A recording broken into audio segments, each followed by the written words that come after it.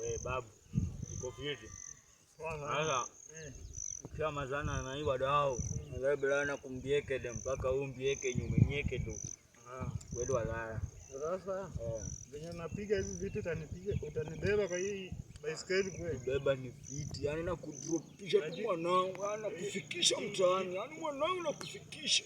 Hii bike kuendesha kama umekula hizi vitu bwana. Sababu unaweza ona vitu zingine kama acha story nyingi babu, si tuelekee ulingoni wa kifo babu. Mwanangu wewe mzito. Mwanangu wewe mzito bwana. A few moments later. Umekataza tu kutumia nyingi bwana. Mtu wa baiskeli bwana. Nimekwama kwa mguu. Nikamwambia tusikule hizo vitu. Kwanza leo ni majanga na hizo vitu.